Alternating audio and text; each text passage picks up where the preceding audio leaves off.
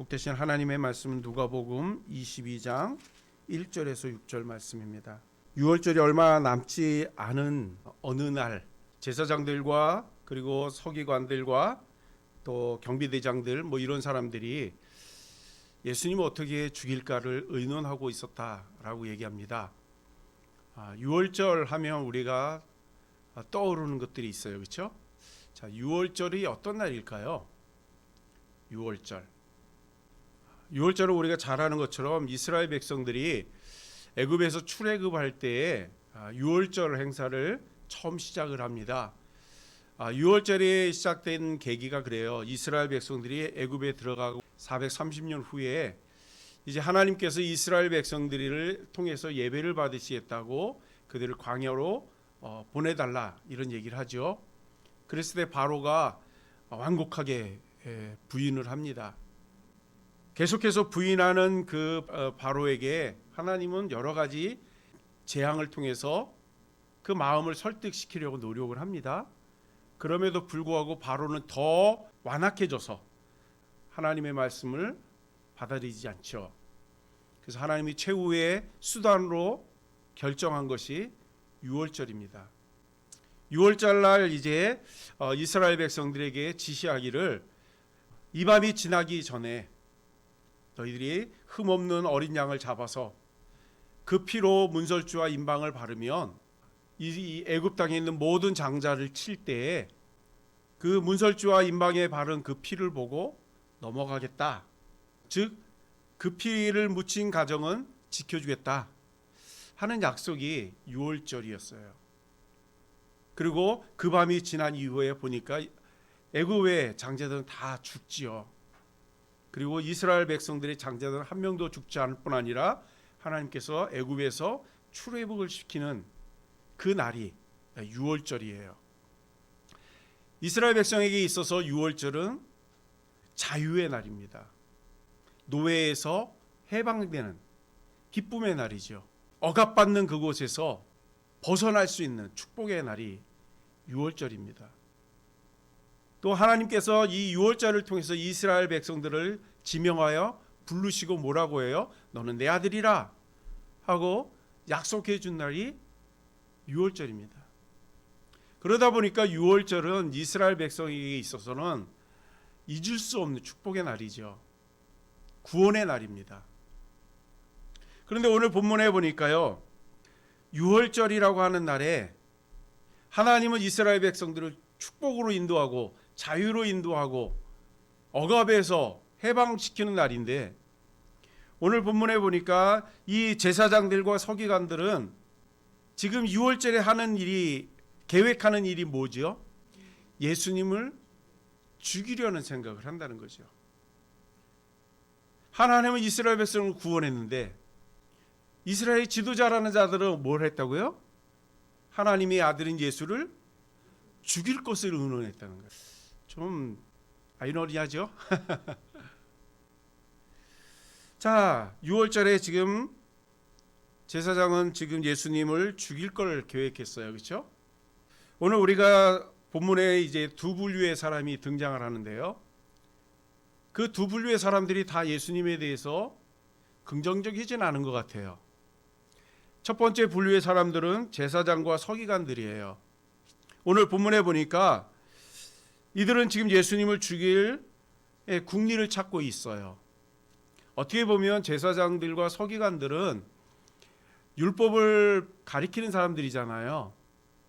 그렇죠? 율법 속에 있는 하나님의 메시지, 즉 메시아가 올 것이다.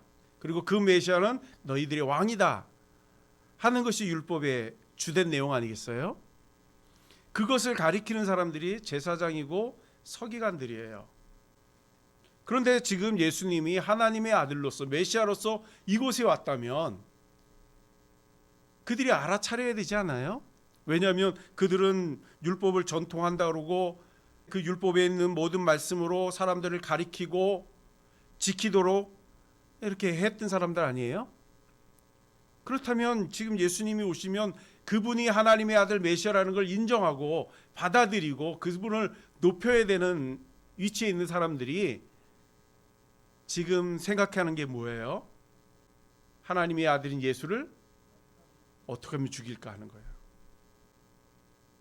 예수님이 예루살렘에 들어오는 그날부터 지금까지 계속해서 예수님을 어떻게 죽일 건가를 의논했던 거 아니겠어요?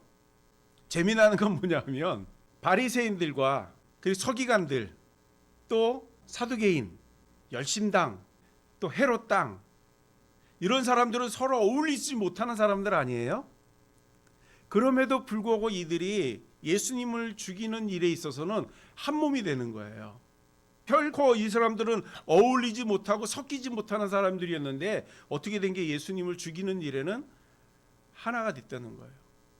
그러면서 예수님 앞에 나와서 계속해서 올무에 빠치려고 질문하지 않아요. 아주 난해한 질문들을 어떻게 그렇게 잘 골라오는지, 골라와서 예수님을 당황케 하고 예수님을 어떻게 하면 넘어뜨릴까 합동 공세를 펴는 것을 봅니다. 물론 예수님은 거기에 대해서 넘어가지 않을 뿐 아니라 그들이 원하는 대답들을 다 주죠. 그리고 깜짝 놀랍니다. 그리고 그들이 이야기할 때 세상의 지혜가 아니다 이렇게 얘기하거든요. 그렇다면 충분히 예수님에 대해서 깨달음이 있어야 되지 않겠어요? 자기들이 잘못했구나 하는 걸 알아야 되지 않겠어요? 분명히 입으로 얘기했잖아요. 이거는 사람들의 지혜가 아니라고, 세상의 지혜가 아니라고 표현했다면 받아들이고 인정해야 되는 거 아니겠습니까? 그런데 자기들은 그렇게 놀랬다고 하면서 끝까지 예수님에 대해서는 부정을 하는 거예요. 이런 걸 보면 참 어리석습니다. 그렇죠? 제사장들이 하는 일들이 뭐죠? 예수님을 나타내는 사람들 아니에요? 예수님을 맞이할 준비를 해야 되는 사람들 아니에요?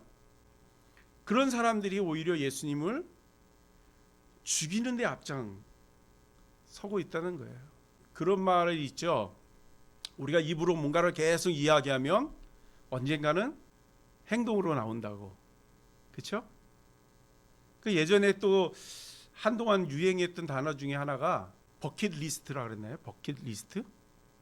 그게 뭐냐면 내가 마음에 뭐를 꿈꿔요. 막 난 나중에 꼭 이거 할 거야 하는 꿈을 꾸면 언젠가는 그거를 하게 된다는, 그게 버킷리스트거든요. 그런데 지금 오늘 제사장들이 메시아를 기다려야 되는데 이들이 마음속에 꿈꾼 게 뭐예요? 예수님을 죽이는 꿈을 꾸고 있어요.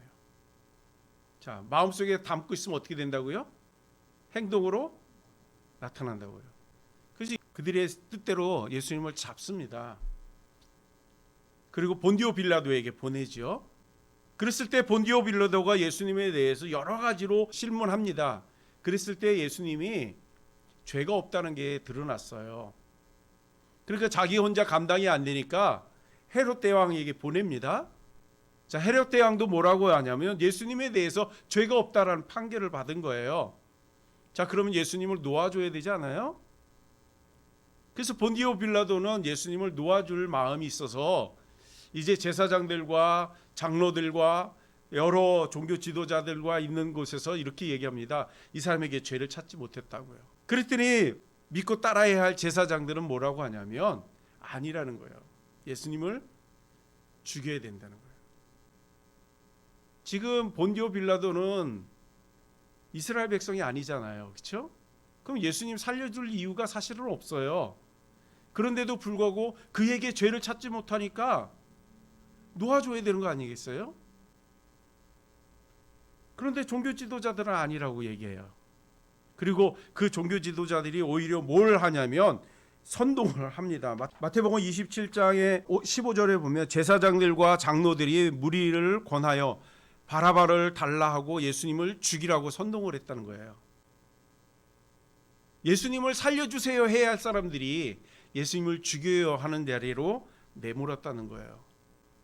이런 거를 볼 때 지금 제사장들과 서기관과 바리새인과 사두개인과 이 모든 사람들이 분명히 성경을 읽으면서 또 많은 사람에게 성경을 가르쳤던 사람들 아니겠어요? 그런데 이런 결과를 낳는 걸 보면 이 사람들이 성경을 잘못 읽은 것 같아요. 그렇죠? 성경을 읽으면서 하나님의 뜻으로 해석을 하는 게 아니라 성령님의 감동으로 해석하는 게 아니라 자기가 바라보는 시각, 나는 모든 것을 다 잘할 수 있어라고 하는 자만심, 자부심, 뭐 그런 것들로 성경을 읽었던 것 같아요. 그러다 보니까 하나님이 주신 말씀을 그들은 깨닫지를 못한 거죠. 그러니 하나님의 아들인 예수님을 이 땅에 보냈을 때에 그분을 받아들이기보다는 어떻게 죽일까를 생각하는 것을 볼 수 있잖아요. 그러게 우리의 사랑하는 성도님들도 성경을 읽을 때에 잘 읽으셔야 돼요. 그냥 소설책 넘기듯이 쭉쭉쭉쭉 읽어나가면 안 되고요. 성경을 읽을 때 성령님의 도우심을 구하는 은혜가 있기를 소망합니다. 성령님이 나를 도와주면 성경을 잘 해석할 수밖에 없어요. 그런데 성경을 많이 읽으면 많이 읽을수록 교만해지는 경우가 많지요. 교만해지면 어때요? 자기 임의대로 해석을 하려고 할 때가 종종 있습니다. 이제 교회 온 지 얼마 안 된 사람이 질문하면 어때요? 잘 대답하려고 하지 않습니까? 그러다 보면 하나님의 말씀이 아니라 자기의 생각을 이야기하려고 할 때가 있어요. 그러다 보면 해석이 바뀌는 거죠. 자기가 아는 지식으로, 자기가 아는 방식과 상식으로 얘기하려고 하면 성경은 그릇된 길로 갈 수밖에 없는 거예요. 성경에 기록한 대로, 성령님이 인도하시는 대로 이야기해 줘야 돼요. 그래야 온전한 해석법이 나오죠. 사랑하는 여러분, 우리도 하나님의 말씀을 읽을 때에 성령님의 도움을 구하며 읽는 은혜가 있기를 소망합니다. 그래서 잘못된 상식이 아니라 진리 안에서 늘 자유하는 저와 여러분이 되시길 주님의 이름으로 축복합니다. 두 번째 사람이 있어요. 누구죠?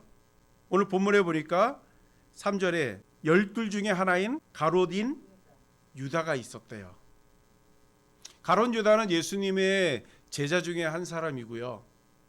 이 사람은 예수님의 그 12명 함께 할 때에 회계를 맡았던 사람이에요. 회계를 맡은 사람들은 주로 뭐가 빠르죠? 계산, 숫자가 빠르죠. 그런데 숫자가 빠른 사람이 가롯 유다만 있었을까요? 그렇진 않아요. 예수님의 제자들 가운데에 세리, 마태가 있어요. 세리는 어떤 사람이죠? 세금을 걷는 사람이죠. 그렇죠? 그러면 그 사람이 셈을 못하면 세리가 될 수 있어요? 없죠. 그런데도 불구하고 가롯 유다가 예수님의 그 회계 장부를 담당했던 걸 보면 이 가롯 유다가 참 똑똑했던 사람 같아요. 그러니까 그 회계를 했겠죠, 그렇죠? 세리 마태를 제끼고. 그런데 그에게 문제가 좀 있어요. 3절에 보니까요, 12 중에 하나인 가롯인이라 부르는 유다에게 뭐가 어떻게 됐대요? 사단이 들어갔다 이렇게 얘기합니다, 그렇죠? 사단이 가롯 유다 속에 들어갔다고 하는 이야기는 지금 가롯 유다가 변질되는 거 아니겠어요? 사단이 들어오면 자기 뜻대로 움직일 수 있습니까? 자기 뜻대로 움직일 수 없어요. 왜냐하면 사단이 움직이는 대로 움직여요. 그런데 사단이 아무에게나 다 갈까요? 유혹을 합니다. 유혹을 하는데 그 유혹을 널름 받아먹는 사람에게 들어가는 거예요. 그런데 지금 가롯 유다에게는 약점이 하나 있어요. 그게 뭐냐면 돈을 관리하다 보니까 이 돈이 마치 내 돈처럼 착각할 때가 있습니다. 그러다 보면 그 돈을 어떻게 해요? 정직한 데 쓰지 않고 잘못된 곳에 유용하는 거죠. 조금 전에 TV를 보니까 어떤 회사인지 모르지만 그 높은 사람들이 콘도하고 뭐 골프장인가 뭐 이런 거를 회원권을 구입했나 봐요. 그렇죠? 그러면 회사에 뭐 업무를 볼 때 쓰려고 그걸 했는데 나중에 알고 보니까 가족끼리 그걸 다 썼다고 그러면서 뉴스에 나오는 거 봤어요. 이걸 갖다가 뭐라 그러는 거죠? 회사 돈을 유용했다는 거잖아요. 그러니까 죄라는 거죠. 그러니까 예수님과 함께하면서 들어오는 회개를 가롯 유다가 자기 맘대로 쓰는 일을 늘 한 거예요.